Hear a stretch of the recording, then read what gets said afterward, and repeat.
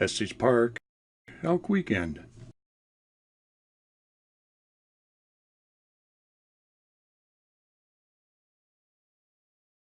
On our second trip to the national park, we arrived on Elk Weekend at the end of September. During this time of year, male elk go into rut and have only one thing on their minds, and our fares was not it. The weather that day was perfect, mid-70s, with low humidity and a nice warm sun. Not only were the elk out and about, but so was an influx of tourists. The art show was a big draw for the town of Estes Park, a bit of an artsy town to begin with. Mix in a bunch of large horny mammals, thousands of SUVs, and nice weather before the winter months set in, and you have a recipe for a fine fall weekend at the Rocky Mountain National Park. Estes Park, a small town nestled in the Rockies north of Denver, isn't actually a park. The term, quote, park, used in this geographical area is derived from fur trappers' parlance for a broad, flat, mostly open area in mountainous region.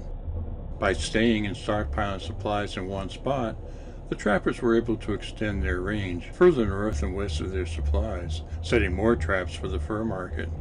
On the other side of the Rockies, the term cache was similarly used primarily by French trappers for the same supply line arrangement. Explorers and mountain men like Jim Bridger used the same technique to range further and further from civilization. These were the same trappers and explorers that eventually ranged into the far north into Wyoming, discovering and naming the Grand Tetons, a French phrase meaning big boobs. French trappers are responsible for naming the three parks, now known as the South, Middle, and Grand Teton. They called the mountains Les Trois Tetons, or the Three Breasts. The Grand Teton, the tallest of the three, literally means the big tit. It seems like some of these trappers may have been out in the wilds a bit too long for their own good. Getting into the park. If it seems that we're moving very slowly through the park, it's because we are. We're not quite to the park entrance yet, but sitting in the waiting line for access to the park. With over 3 million visitors to the park each year, we're liable to see a lot of them today, in advance of the winter's snow. The end of summer feeling is palpable.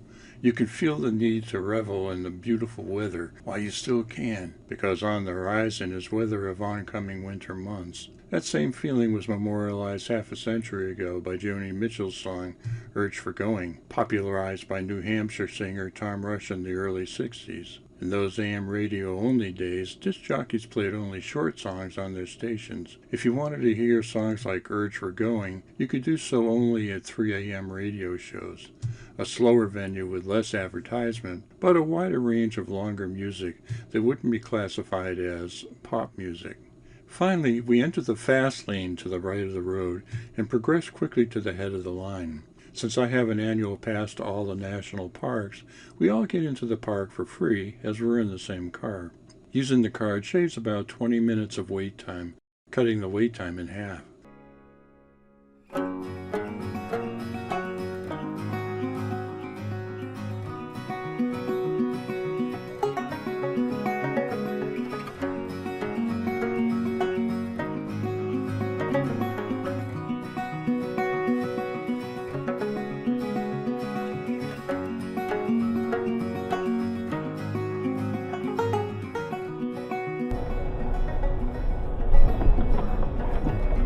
How you doing? Fine, your map today? What's that? Your map? No, actually, I'm all set. Thank you, sir.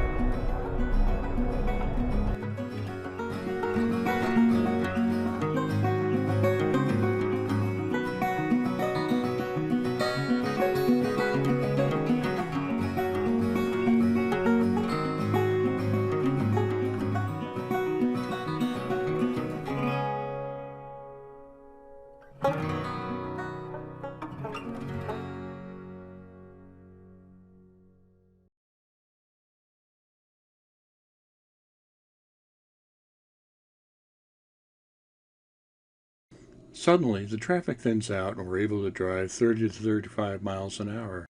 The road winds upwards for about 15 minutes as we pass the right-hand turn for Barren Sprague Lakes. A few minutes later, we'll approach the first overlook point, Many Parks Curve. Just after this overlook, There's a gate that closes in mid-October and doesn't open till Memorial Day, assuming that all the snow is cleared. Some years this works, others it doesn't. Since we're visiting at the end of September, we're beating the vehicular closure deadline by only a couple of weeks. Today we're going to ascend through forests, subalpine forests, and windswept tundra up to 11,796 feet at Granite Pass, the highest point on the Trail Ridge Road. This is also near where the Alpine Visitor Center is located. Passing a quarter of a mile beyond the center, we'll turn around at Medicine Bow Curve and eventually return to the gates we just passed through. Before leaving, we'll also try a pit stop at Sprague and Bear Lakes. Unfortunately, since it's a beautiful day and we're seeking a huge influx of tourists, we may not be able to find parking spaces near either lake. Their beauty beckons though, so we'll make an attempt nonetheless. And while driving, we'll keep an eye out for any elk that we might encounter. As mentioned earlier, the use of the word parks in this context is different from the way that we normally think of the word park.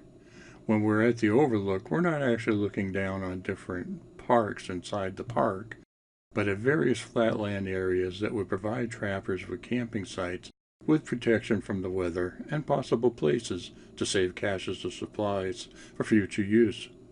So when we're at an overlook, we don't look for signs and parking lots. We look for small areas that trappers could use to mount their northwestern movement. And the views are beyond beautiful. Incredible might be a better descriptor to use. Looking down on land that you had just driven through 20 minutes earlier, you'll immediately experience visual and likely emotional overload. The word breathtaking comes to mind as well, but there are a few visions in life that actually make you forget to breathe. These are some of them. Quaking aspen. So, what are aspens and why do they quake? The golden yellow leaves you're seeing on the trees on either side of the road are called aspen trees. During the summer, their leaves are green in color, but during the fall they turn a bright golden yellow, rivaled only by some of the sugar maples in New England and the Great Lakes areas. The size of aspen leaves is smaller than that of maples, and when the wind blows through a branch of aspen leaves, they move individually in such a way that they appear to shake back and forth. Thus, they quake. Larger maple leaves also move around in the wind, but their larger size gives a different visual impression than that of the smaller aspen leaves. They rustle instead of quake. When looking at an aspen tree, the entire tree appears to shimmy in the wind due to the quaking action of the leaves. This visual impression is quite arresting. In this video, we're seeing rather small groups of aspen, as they're limited somewhat to the side of the road. But here's an interesting fact. There's no such thing as an aspen tree, at least not in an individual sense. Each tree is actually an offshoot of a colony of trees. The colony is actually a shared root system, all of which is underground, and each shoot appears as a tree. If the colony becomes infected and the shoots begin to die, it looks to our eyes as if an entire bunch of trees is experiencing a die-off. The largest aspen grove in existence? The 106-acre grove called Pando in the Fish Lake National Forest in Utah. Presently, it's the largest known living entity in the whole world and has been around for hundreds of years, and it is slowly dying. The reason it's slowly dying is that there's an excess of deer. The deer love to eat the shoots. So as the forest matures, it has only trees that have been around for a while, and no new trees at all. Another interesting difference in terms of aspens is the bark of the trees, which is white, somewhat like that of some poplars and sycamore trees found in other parts of the country. The major difference between this bark and others is they function year-round to assure the tree's survival. We're told in 3rd and 4th grade science classes that the leaves of trees use photosynthesis to produce sugars for energy for the tree. Not so in aspens. It's the bark that produces the food to keep the trees and colony alive during the winter months. So although aspen leaves turn color and fall during autumn, It's the bark of the aspen that continues to provide sugar energy to a tree colony on a year-round basis. The old ski run. If we were to take this turn to the right, it would bring us to the resurrected remains of an old ski area called Hidden Valley Ski Area. According to USA Today, this was the only ski area in existence in the Rocky Mountain National Park until it closed in 1991. For those looking for resort-oriented skiing, it was necessary to drive elsewhere from Estes Park. Hidden Valley was an unofficial ski resort since the early 30s, and as it became more popular, the National Park Service expanded it for visitors. Park officials purchased the area from the Estes Park Recreation District and opened it as the Hidden Valley Ski Resort in 1955. The resort included 5 lifts and a base lodge, including restrooms, a cafeteria, and headquarters for the ski patrol. It soon became even more popular for skiers as the range of slope difficulty was moderate and the lift ticket prices were low. Eventually, though, the ski area came into competition with newer spots to the west that usually received as much as 10 times the amount of snowfall each season. The area found it increasingly more difficult to operate. Having skied in that western snow for years, I can attest to the beauty and wonder of skiing in waist-deep powdered snow on the western side of the Rockies. Hidden Valley finally succumbed to financial difficulties in 1991, at which point its lifts were sold. Despite the closure of the area, dedicated skiers kept coming to take advantage of shorter tubing slopes, runs, and trails. 15 years later, the National Park Service began to restore the area, adding a warming hut, a smaller parking lot, and an area for sledding, tubing, snowboarding, snowshoeing, and sliding. During the summer, it also offers off-road biking experiences. Experience and time have found that Hidden Valley is still alive and well. Families can buy season passes for the national park for half of what it would cost to spend only on a single day at a commercial ski area. And during weekends, hundreds of users appear each day. Many Parks Curve Overlook. There are numerous pull-offs for those who want to snap a picture or two, but there are only 3 major stopping points for many cars to pull off for an extended period of time. These are Many Parks Curves, Rainbow Curve, and the Alpine Visitor Center. Let's take a look at the Many Parks Curve Overlook first. The first and lowest of the overlooks, this vantage point has a small parking area across the street from the pull-off, which is about 400 yards long, bracketed by a secure handrail along the outside part of the walkway.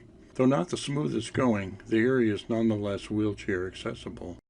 The overlook brings to view many of the most visited parks, such as Horseshoe Park, Beaver Meadows, Moraine Park, Little Tuxedo Park, and many other unnamed and unvisited meadows, and even parts of western Estes Park. Many Parks Curve Overlook is well worth the hassle of dealing with the limited parking. If you enjoy taking panorama shots with your camera as I do, you'll have some great opportunities to do so here. As you leave the parking area, you'll immediately pass an open gate. This gate is closed in mid-October because some of Colorado's first snows occur by then. Don't wait for it to open, as it won't till Memorial Day or until the snowpack covering the roads is melted, whichever comes last. One year, it didn't open until the end of June due to excessive amounts of snow.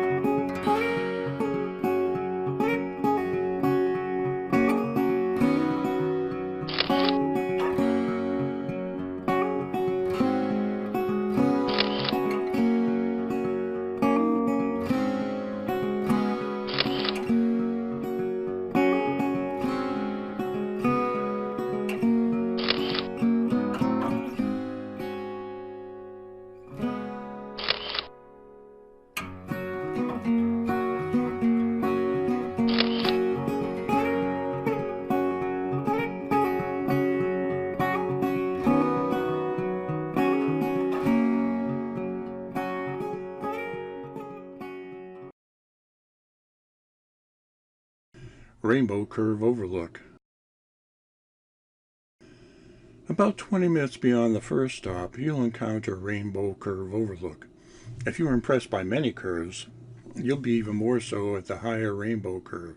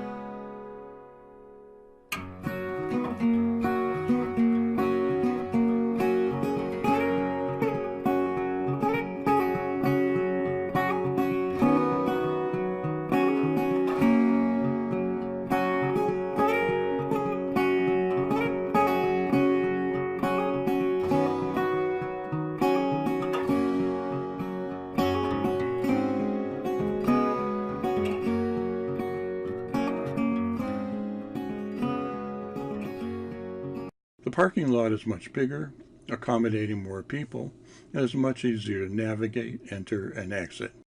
There's also a small building with restrooms available, and the entire stop is 99% wheelchair accessible. You'll have to look for one of the cement crates between cars up to the sidewalk, or cruise down to the rest stop building through the parking lot. Once parked, you'll have under your front bumper a sidewalk that extends the entire length of the overlook. Along the sidewalk is a stone wall that's comfortable to sit on. You won't drop like a rock if you fall off, because there's a 6 to 8 foot wide walk area beyond the wall. A favorite place for many chipmunks, birds, and other fauna who visit, extorting edibles from the tourists. At the upper end of the walkway is the exit of another road closed gate, and at the lower end is the visitor center. Beyond the visitor center is a bit more parking, and a continuation of the scenic overlook for overflow numbers. The view itself is exceptional, especially if you're a panorama photographer, but the detail you'd capture in even a single shot is amazing. Thanks to the rock wall and 8 feet of outcropping beyond, it makes it easy to set up a tripod or a monopod for taking pictures. If you're not a photographer, feel free to sit on the rock wall and soak in the view, and maybe capture some of it on your phone. In fact, the view is so extensive, you'll probably want to view it north of the visitor center, then check out the south or below the center for continuation of the view. Why the word rainbow in the name Rainbow Curve Overlook? If you're lucky and your timing and the weather conditions are just right, you'll be able to look down onto a full rainbow in the valley just below the overlook. After your visit to Rainbow Curve Outlook, it's time to head on to the higher elevations.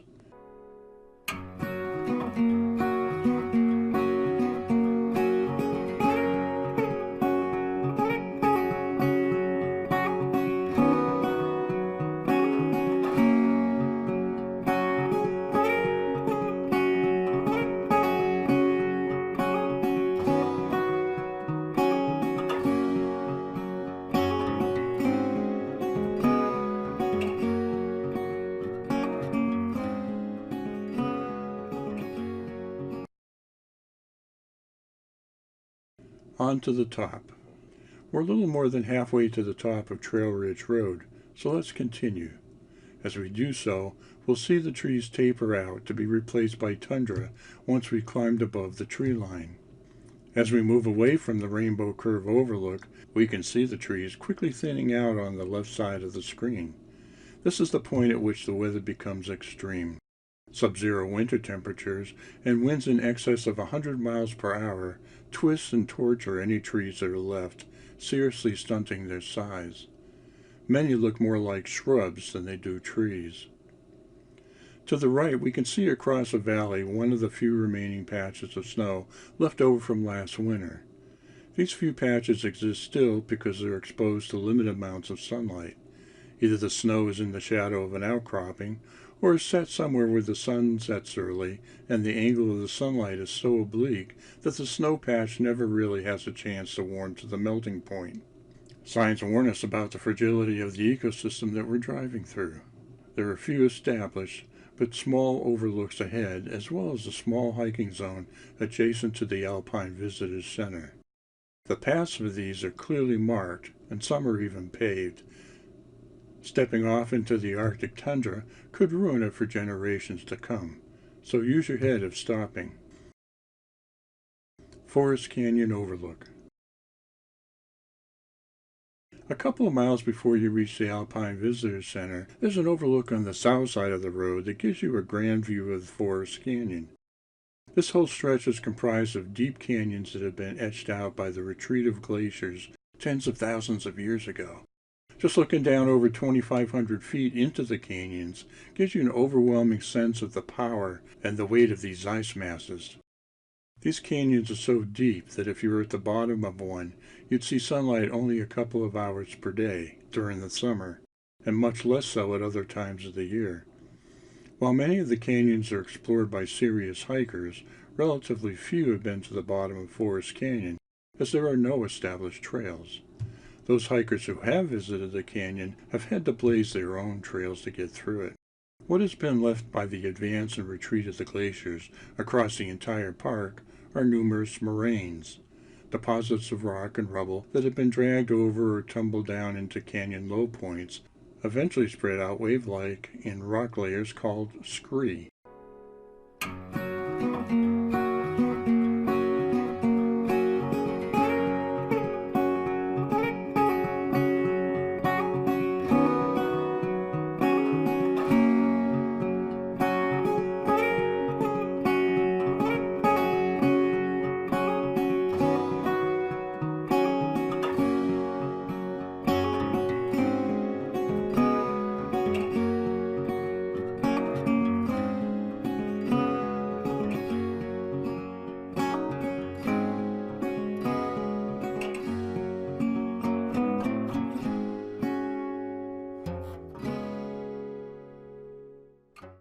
As we continue up the grade toward some red rock formations on either side of the road, you'll be approaching the Alpine Visitor Center at about 11,800 feet altitude.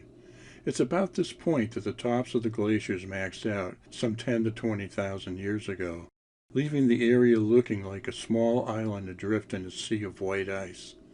As the ice melted, it carved the canyons even deeper, sculpted the rest of the national park, and left the top island like the way it was eons ago.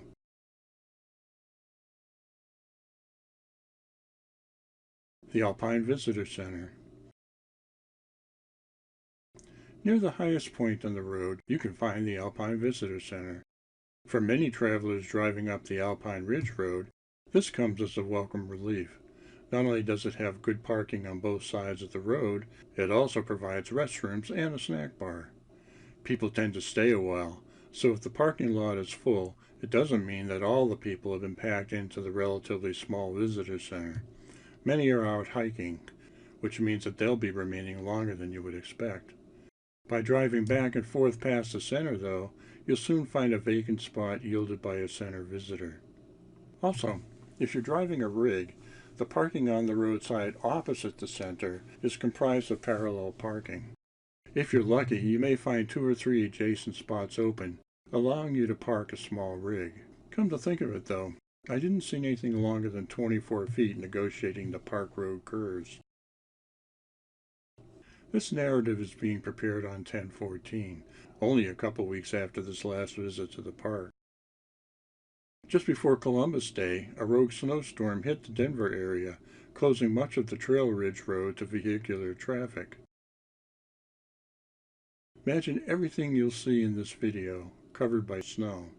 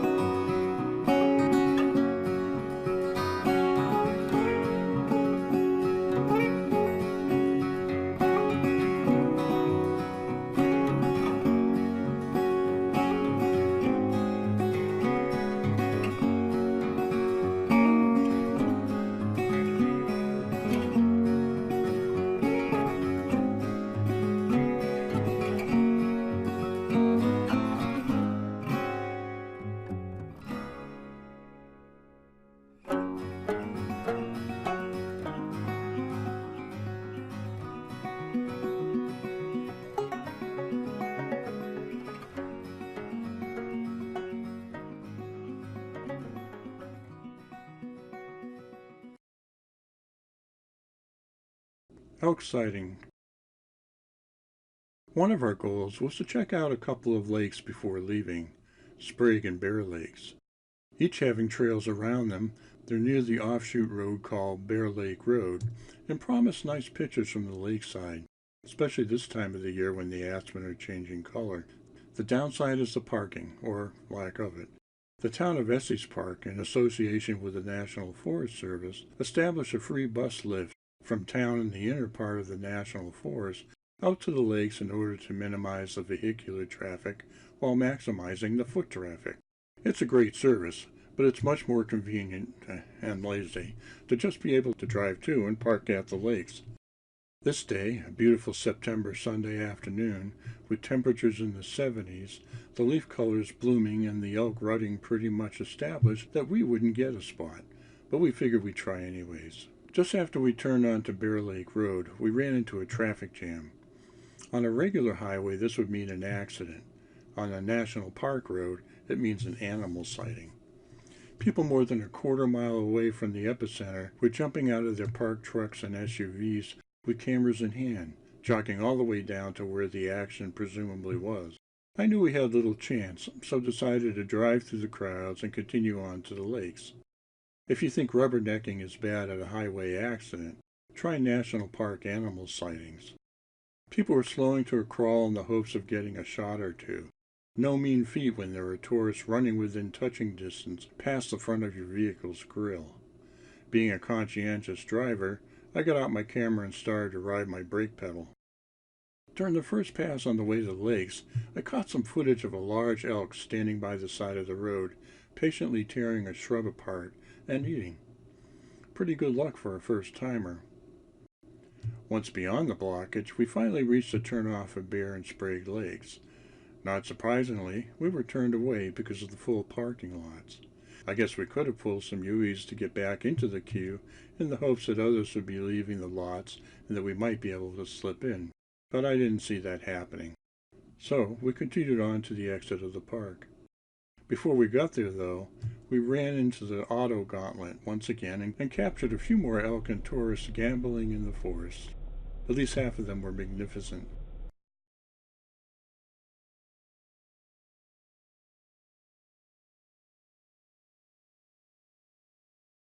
Finally, we did reach the park exit, commenting on what a great day it was. We can't wait for the next opportunity. But since it snowed 10 days later and the roads were closed, it looks like we'll be planning for next summer.